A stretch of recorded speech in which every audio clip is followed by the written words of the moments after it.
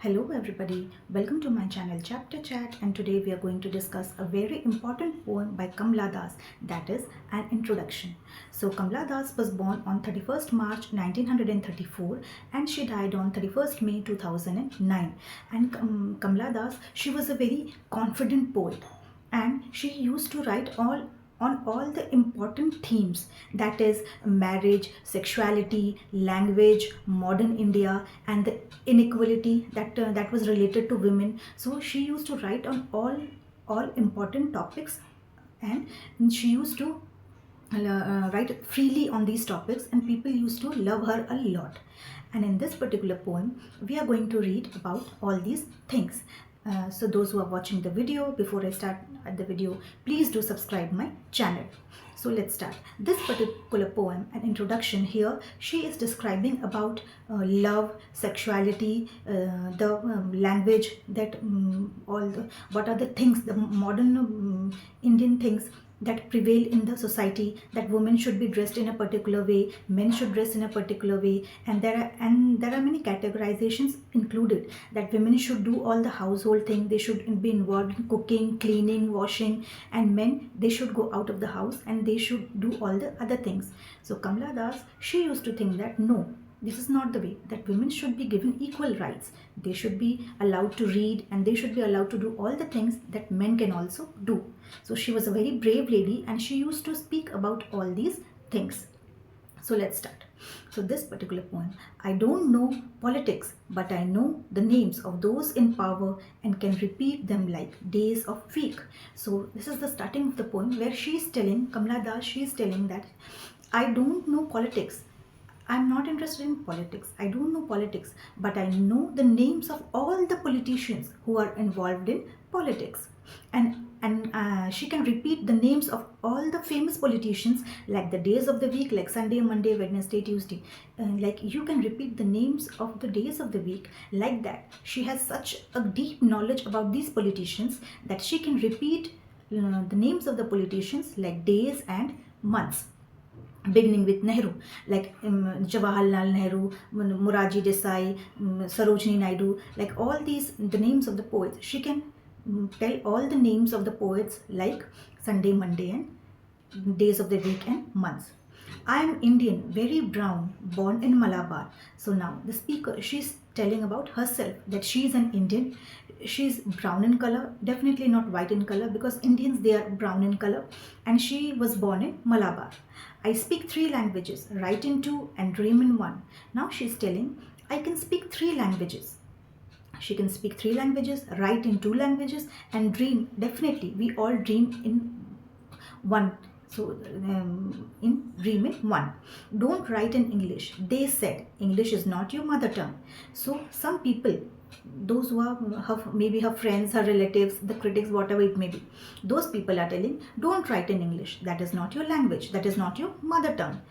Why not leave me alone, critics, friends, visiting cousins, every one of you? So that is why Kamala Das, she is telling here, everybody, my friends, critics, those my cousins, those who are visiting me, all of you, why don't you leave me alone? I am doing my business. Why don't you mind your own business? Please don't tell me what to do, because whatever I am doing, I am feeling good, that is why I am doing all these things. Who are you to say me all these things? So Kamala Das, she was a very brave lady who was very strong-headed in her opinion, and she used to say, please don't tell me what to do, because I know what I'm doing and I'm doing it perfectly. You don't interfere in my work. Why not let me speak in any language I like, the language I speak? So she is telling, please don't tell me what to do, because I am writing the thing in the best way which I feel is good for me. Please let me do my work. Become mine is distortion, it queerness, all mine, all alone. So she is telling, whatever problems I am having, whatever distortions, whatever problem, whatever troubles that is coming to me, all this belongs to me. You don't have to worry about all these things. All these problems are mine. I will handle it. You don't have to worry about this. The language I will speak and write in the language I feel comfortable. It is half English, half Indian, funny perhaps, but it is honest. She is telling, I am writing in English. It is half English, half Indian. I know that, but it might be funny to you, but it is honest. Whatever I'm writing, all these things are honest. That is the main thing. I'm not writing any false things, I'm not quoting anything, I'm writing only the truth, and that is honest. As it is, it is as humans, as I'm human. Humans don't, you see, it voices my joys, my longings, my hopes. So she is telling my language is as human. So my language is as human because human beings can understand it, and I can feel it, I can understand it. If my language understands my joys, feelings, anything. So please let me do what I'm doing, and it is useful to me as cawing to the crows and roaring to the lions. It is human speech, the speech of the mind, that is. So she's telling, now she's comparing her language to the cawing of the crows, like a crow making sound, like caw caw sound, whatever the crow is making, as the crow is comfortable in its voice. And as a lion, when a lion roars, it roars very loudly, and as a lion is very comfortable in roaring, like these animals, I am comfortable in my language. So here the poet is comparing her language with the language of these birds and animals. Like these animals, they are very comfortable in their roaring and their crowing. They are very comfortable in their language, their way of expressing others. Like that way, I am very comfortable in my language. You don't have to tell me what to do. She is telling all these things to the people who are often interrupting her in her work. Here and not there, a mind that sees and hears, that is aware, not the deaf blind speech. So she is telling, my language is human speech. I am writing in human speak. I can express myself better through language. My mind can see everything, and I can understand everything. Of trees in storm, or of monsoon clouds, or of rain, or an incoherent mutterings of the blazing funeral pyre. So she's comparing her language to all these powerful things of the universe. That is the storm, the monsoon clouds, the thundering and the muttering of the blazing funeral pyre. Funeral pyre is when a funeral pyre, when it is burning, when a dead body, it is the Hindus, what they do, they generally burn the dead bodies, and during when they are burning the dead bodies, a lot of sound comes from the dead bodies, the crackling sound. So she is telling that as these sounds are very important, these sounds, the thunders are very loud. So my language is as important as these sounds. So she is telling that she is comparing her language to all the powerful elements of the world. She is telling that as these things are equally important, my language is also equally important, like these things, like the storm, like the thundering sound, like the crackling, burning of the dead bodies. So my language is equally important like these universal sounds. I was child, and later they told me I grew, for I became tall, my limbs swelled, and one or two places sprouted hair. Now she is telling about her personal things. That I was child, she was a child, and later she was told that she is grown up now. Why she is grown up now? Because her some of her body parts swelled. Here body parts swelled means her chest began to grow. As she was grown up now, she was a little girl, and when she came to puberty, she came 15 or 16 years, her chest began to grow, and two or three places sprouted hair, puberty hair grew all in her body, and this is the sign that she is a grown up girl now. So she is telling that the people, they are not telling, they are more interested in the physical growth rather than the mental growth. She is telling that people understood that I am grown up now. Why? Because her chest has grown up now, her chest has swelled. When asked for love, not knowing what else to ask for, he drew a youth of 16 into the bedroom and closed the door. And when she asked for love, when the poet, she asked for love, and what they did, they they put up a youth in her bedroom. That 16-year-old, maybe she was married or something like that, or she was they told her to get married, and a youth, a 16, he was put inside the bedroom, and he did not beat me, and the boy or man, he did not beat the poet, but my sad woman body felt so beaten, the weight of my breast and womb crushed me. So here she's telling that the man did not beat me, but the womanly body ached. That definitely the woman, the all the sexual organs, that the breast and womb, that was crushed, and she did not like that. I shrunk pitifully. Then the poet, she is feeling sorry for herself, that no, I did not wanted this. She was not asking for all this. Then I wore a shirt and my brother's trousers, cut my hair short and ignored my womenness. And what she did? She wore shirt and pant, her brother clothes, and she wore her hair short and ignored all the womanly thing, girly things that happened to her. She tried to ignore all the womanly things that happened to her. But dress in saris, be girl, be wife, they said, be embroider, be cook, be a quarreler with servants, fit in. Oh, then she is telling all the people, they came and they gave suggestions to the poet that you should dress in saris. You know, in India, girls, ladies, they sari is the costume that girls wear. So all the people, they came and they told that you should wear saris. You are a girl, you should wear saris. You're not allowed to wear pants like the boys.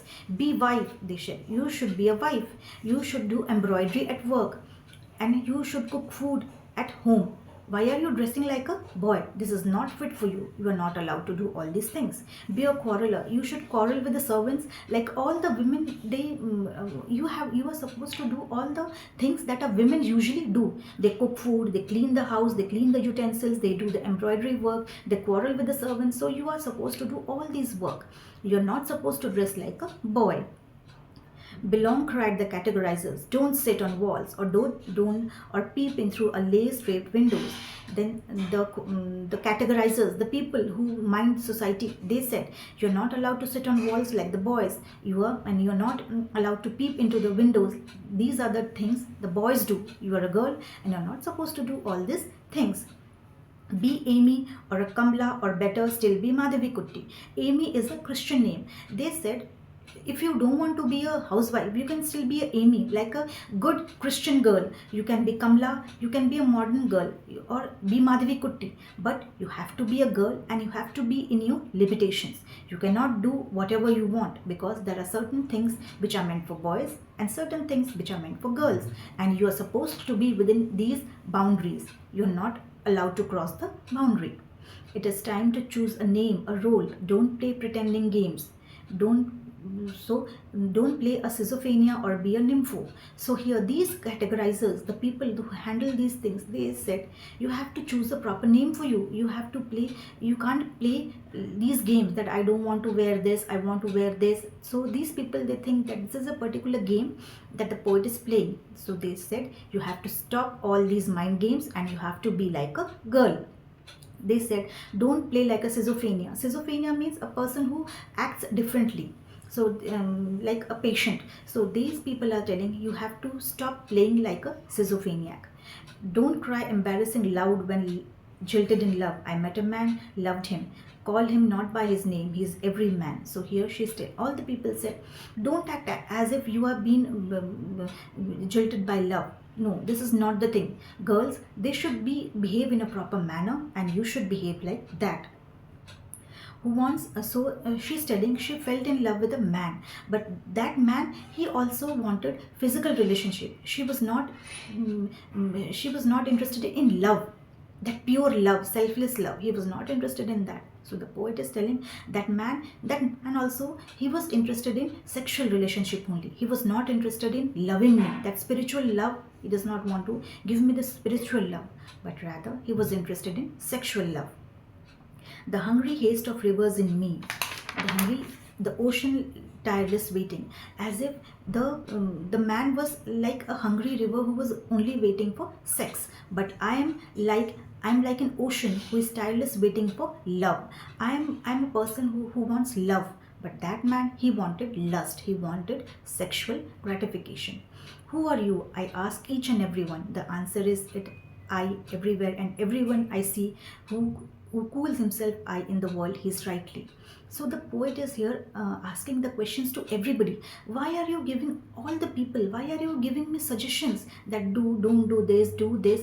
I know what to do and what not to do. I don't want all your suggestions. You everybody, they are ready to give suggestions. Don't do this, don't do that. But don't tell me all those things, because I know what is right and I will do it. Packed like a sword in the sheet, it is I who drink lovely drinks at 12 midnight. So she's telling, I who drink lovely. So at midnight, drinking. She's drinking in hotels of strange towns. And where she's drinking at 12 midnight? In hotels rooms. In hotel rooms, she's sitting and drinking at 12 midnight, and she's thinking about the society, the norms that the people has made, and these people, they have to follow this. It is I who laugh, it is I who make love. That she is the one who is laughing, and she's thinking about all the rules and regulations of the society, and then feel shame. It is I who lie and dying with a rattle in my throat, I am sinner. There is a pain in her throat, there is a particular pain, that maybe she's shouting, and that is why there is a little pain in her throat. I am saint, I am the beloved, and I am the betrayed. She's telling, I am the saint, I am the beloved, I am the betrayed. She is everything, because she has experienced all these emotions in her mind. I have no joy that are not yours, no aches which are not yours. I too call myself I. Now she's telling, I am myself, I am I. That I have experienced all the pain and I am myself. Whatever I feel is the same as you. Men and women feel the same feelings. She is telling that, my dear people who are the categorizers of this world, of please don't categorize anything, because men and women, they feel the same pain. Pain is same for everything. So please don't categorize all these things, because everybody are same. They feel the same emotions and the same pain. So this is the end of the poem. And here in this poem, the main theme is Kamala Das, she is very angry due to this categorization, that male should do this, female should not do this, and she wants her identity, and she is trying to find her identity, and nobody else will tell her what to do. So the main thing that in this poem, or the core theme that the poem is, that she is telling that I will define my identity, and nobody will do it for me. So this is the central theme, and this is the end of the poem. Please do subscribe my channel. Thank you.